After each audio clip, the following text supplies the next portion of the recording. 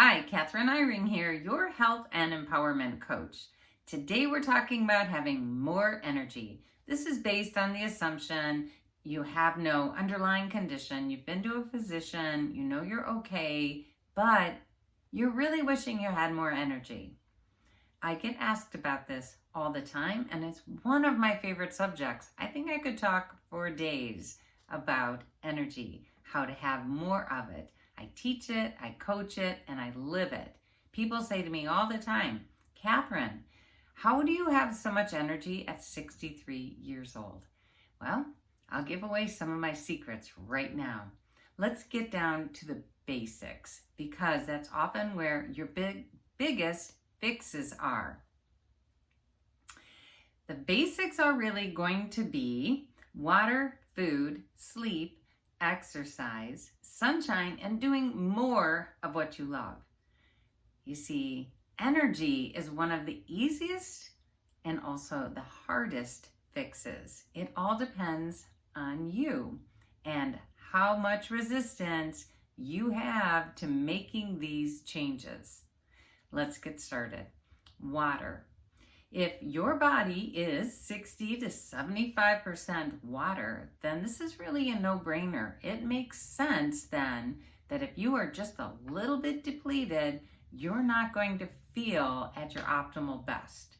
So there are many ways to calculate how much water you want to have each day, but an easy way to determine if you're drinking enough water is to notice if your urine is really clear and light colored. And if not, you are already on the road to being dehydrated. Drink more fluid. Next, food. For those of you who know me well, you probably know I'm an all-year gardener. I'm very connected to my food. Am I a vegetarian or a vegan? No, I'm not. But it's so important to have food when it's fresh and most alive, so you get all the nutrients in that food. I mean, it makes sense. Bag of chips versus a garden salad. You know which one you're going to have more energy from. Bread or broccoli, pasta or asparagus, right? So we want to have as much of live, enzyme-filled, healthy, nutritious food as possible if we want to feel healthy and alive and vital. Next, let's go on to sleep. Again, so basic.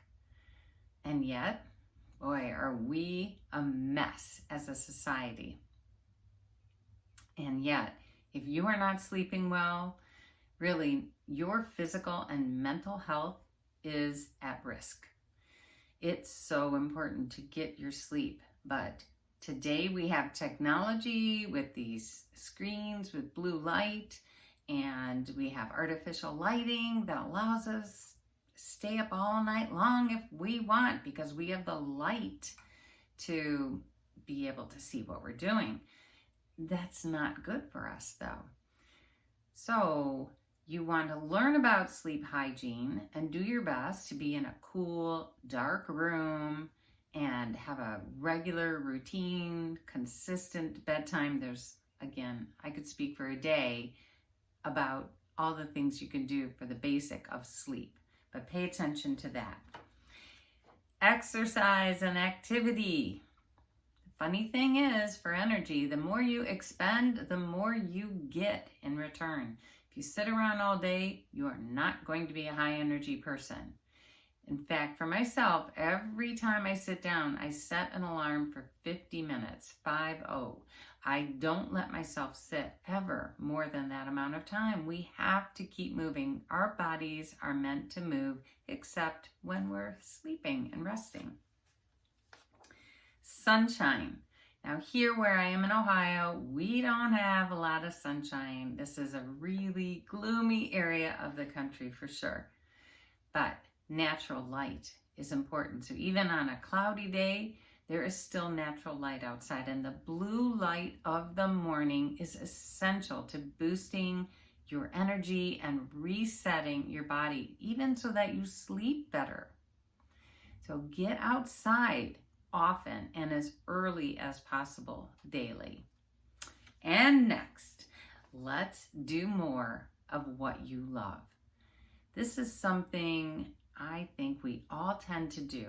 We have these things we love and we say someday we're going to get out that easel, we're going to paint and draw, we're going to take some nature walks, we're going to do these things. Do it. Do it daily. Do it as often as you can because that boosts your mood. It's so good for your brain and body. It gets you in an elevated mood and that creates high energy. Don't skip that. Do what you love so that you feel alive and enjoy this life. All right, so in summary, it's water, it's food, it's sleep, exercise, sunshine, and doing more of what you love. You can always message me if you have any questions about any of these things because this is so brief. And again, we could go on and on with each one of these. And there's good books written about these too. Again, any suggestions you want from me, just let me know. You know, you can reclaim your health and happiness, and I want you to.